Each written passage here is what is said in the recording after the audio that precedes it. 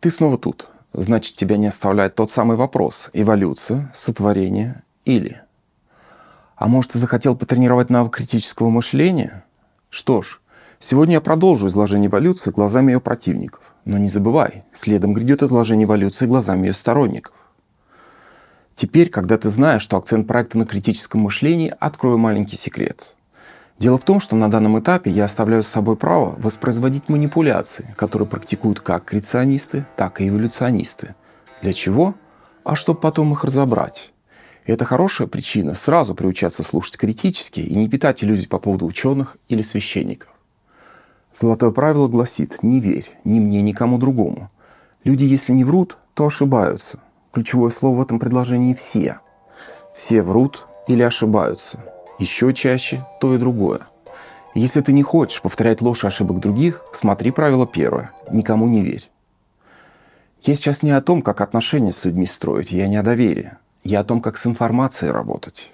Хочешь знать правду? Слушай всех, не верь никому. А потом думай сам. Конечно, так ты не страхован от собственных ошибок, зато избавишь себя от богатого наследия других. Короче, включай внимание. Поехали. Мы остановились на том, что из бесконечного количества возможных новых образований у нас случайно возник рецептор. А из бесконечного количества возможных рецепторов оказался именно фоторецептор. Несмотря на то, что количество сигналов, а значит и рецепторов в природе потенциально бесконечно, мозг случайным образом стал интерпретировать сигнал с рецептора не иначе, как видеосигнал. Но для исхода дела этого было недостаточно. Нужна была еще одна удача. Ибо одно дело угадать сигнал и даже расшифровать его, другое — предъявить полученный результат в понятном виде. И тут опять из бесконечного ряда вариантов мозг ни с того ни с сего выдал результат в виде неведомого доселе понятия «образ». По ходу у нас возник вопрос, кому именно мозг выдал результат, нам или себе. Есть ли граница между нами и мозгом, если есть, где она проходит? К тому же мы вспомнили еще и про гены, и про то, что надо бы как-то увязать не только нас и мозг, но нас, мозг и гены. Впрочем, эти темы скорее были анонсом, а пока у нас масса вопросов попроще. Например, что это мог быть за образ с одним-то рецептором? Или по-другому, что можно разглядеть одним рецептором? Готов увидеть это своими глазами? Все, что понадобится, надеть полностью матовые очки. За матовым стеклом все рецепторы нашей сетчатки будут видеть одно и то же, как если бы это был один рецептор. И что же? Во-первых, мы безошибочно определим, включен свет или выключен. Во-вторых, насколько он ярок. Вот, собственно, и все. Больше ничего. Бывает средняя температура по больнице, а тут средний свет по округе. То есть говорить о каких-то изображениях или образах с одним рецептором бессмысленно. А сколько тогда нужно фоторецепторов хотя бы по минимуму, чтобы можно было получить образ? Опять же, предлагаю увидеть все собственными глазами. Вот картинка 4 на 4 пикселя, то есть всего 16. А вот та же картинка 6 на 6. Она же 8 на 8. Как только поймешь, что изображено, запомни разрешение. Вот 12 на 12. 16 на 16. Запоминаем разрешение, при котором мы поняли, что изображено. 24 на 24. 32 на 32. 48 на 48. Ну и уж наверняка сработает 64 на 64. Итак, не знаю, сколько пикселей хватило тебе, чтобы разглядеть угрозу в лоб, но полагаю, что это не 8 на 8, а как минимум 12 на 12. И то с большим натягом. Но пусть будет 12 на 12. Итак, фиксируем. Для создания чего-то похожего на образ нужно минимум 144 рецептора. Все, что меньше, изображение не дает.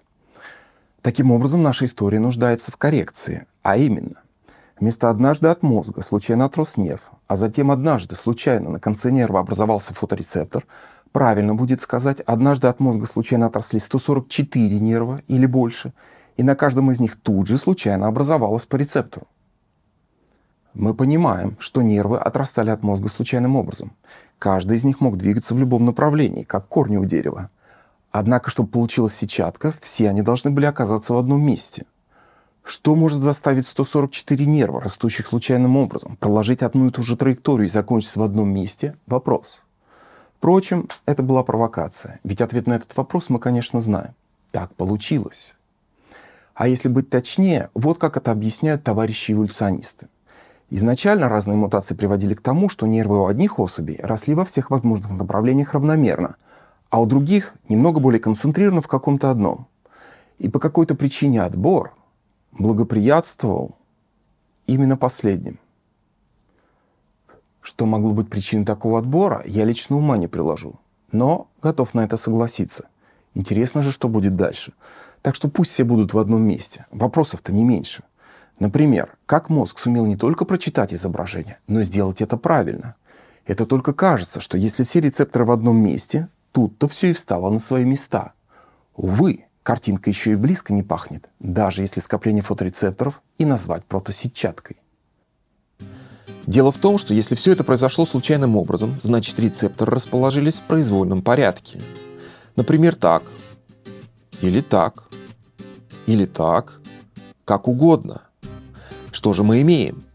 Да, наш мозг оказался подключен к сетчатке из 144 рецепторов. Но в каком месте сетчатки расположен тот или иной рецептор, мозг понятия не имеет. Наивно полагать, что мозг условно пронумеровал нервы и знает, что на первый вход придет сигнал с верхнего левого пикселя сетчатки, на второй — с соседнего пикселя справа, а на 144 — с нижнего правого пикселя. Что же мы имеем? Представь, ночью кто-то в твоей сетчатке перепутал местами все рецепторы. С утра ты открываешь глаза, что ты видишь? Картину из перепутанных местами пазлов. Сплошная шахматная доска. Где-то черные, где-то белые, еще там будут полутона. Про цвет умолчим, до него еще не дошли. В общем и целом неразбериха. А может, будет легче, если изображение начнет двигаться? Попробуем. Ну, сильно легче? Да, что-то начало меняться, типа пестрить. Вот только бессмыслица как была, так и осталась. Что случилось с моим зрением, подумаешь ты? Но это ты, который до этого видел, и видел правильно. И именно благодаря наличию опыта ты понял, что что-то нарушилось. Было так, вдруг стало не так. Но если бы раньше ты никогда не видел, а это и есть наш случай, ты бы просто не понял, что происходит. Представь, жил ты жил, не было никаких фоторецепторов, всю дорогу было не просто темно, вообще ничего не было. Это для тех, кто понимает разницу между темно и ничего. Так вот, ничего-ничего, и вдруг появилось что-то. Начало пестрить, то так, то иначе, какой-то меняющийся калейдоскоп. Что, к чему и зачем, непонятно. Ну, пестрит и пестрит, наконец сказал бы ты. Но такой ответ не прошел бы естественный отбор. Рецепторы нужно кормить. Они занимают место, дают лишний повод для инфекции и прочих проблем. Есть два этапа, которые отбор расценил бы как выигрыш и одобрил. Первый — это возникновение чего-то нового, но обязательно полезного. Второй — улучшение существующего. Первый — это грубо отличать свет от тьмы. Вчера ты не отличал, сегодня отличаешь. Такая способность может пригодиться. Но для этого рецепторы могут находиться даже под кожей, и уж точно не обязательно в одном месте. К примеру, ученые обнаружили фоторецепторы у червя, благодаря которым он прячется от света. И для этого ему совсем не обязательно формировать в мозгах изображение солнышка. Так вот, первый этап — это грубо отличать свет от тьмы. Второй этап, который отбор расценил бы как выигрыш, это уже способность воспроизводить картинку. Все, что в промежутке между этими этапами, ничего не прибавляет к уже существующим возможностям организма, а только тянет на себя ресурсы, чего отбор просто так не прощает. Ведь у отбора предельно простая и ясная функция — зарубать на корню любую мутацию, которая тянет к бессмысленной роскоши. То есть вариант с перепутанными пазлами отбор бы не прошел. Уступив либо варианту с одним рецептором, который проще и менее затратен, либо с множеством рецепторов по всему телу, потому что в этом случае можно хотя бы судить о направлении на источник света. Так или иначе, отбор зарубил бы сетчатку, да еще и с перепутанными пикселями. Но так неинтересно, а потому мы пройдем этот отбор принудительно. И вообще предлагаю следующее правило. Пусть отбор у нас действует только тогда, когда это помогает эволюции, а когда он ставит на ней крест, его как бы и нет. Я даже не знаю, как такой пас расценят эволюционисты. Спасибо скажут или за унижение почтут, но это их проблемы. Не заканчивать же нам на этом месте, тем более, что по сути мы только начали. Просто впереди столько всего. Например, если изображение возможно при наличии минимум 144 рецепторов, да еще и при условии, что к мозгу они подсоединены в правильном порядке, возникает вопрос, а сколько вообще существует комбинаций картин из 144 пазлов. Кто-то скажет несколько тысяч, кто-то несколько миллионов. То есть где-то в диапазоне от 4 до 7-8 нулей. Если бы ты только знал, как это далеко от истины и что из этого следует. Наконец-то мы подобрались к математике, которая настолько важна, что я решил выделить ее в отдельное видео. Там не будет скучно, там не будет академично, там будет просто и наглядно о больших числах. Любые научные рассуждения в обход математики – это религия. Один думает так, другой этак. И что? Разговор бесконечный. Только математика способна точно оценить вес нашей думки. Математика, и только она, позволяет перейти из области ощущений в область объективной оценки. Так что не забудь посмотреть видео с математикой. Оно является кульминацией всего, о чем я уже говорил и о чем еще скажу. И там ты узнаешь, сколько же всего существует комбинаций картин из 144 пазлов. А сейчас, перед тем, как пожелать тебе новых совпадений, предложу домашнее задание. Если представить, что наша сетчатка – это лист бумаги, то изображение на ней возможно только при условии, если перед сетчаткой имеется, правильно, линза. Без линзы, сколько бы пикселей не было, каждый из них по отдельности и все вместе видят одно и то же – среднюю освещенность по округе. Тот самый вариант с матовыми очками. Увы, без линзы зря старались. А значит, наша история обрастает новыми подробностями, а именно, одновременно со случайным возникновением и случайными состыковками всего-всего-всего, о чем упоминалось выше, случайно возникла и линза. Домашнее задание. Поразмыслить на тему того, как бы ты сделал линзу, будь ты на месте эволюции. В твоем распоряжении любой прозрачный кристалл, кроме соли, размоет первым дождиком. Помним, пластиков не существовало. Еще из прозрачного мог быть кварцевый песок, смола, а также вода.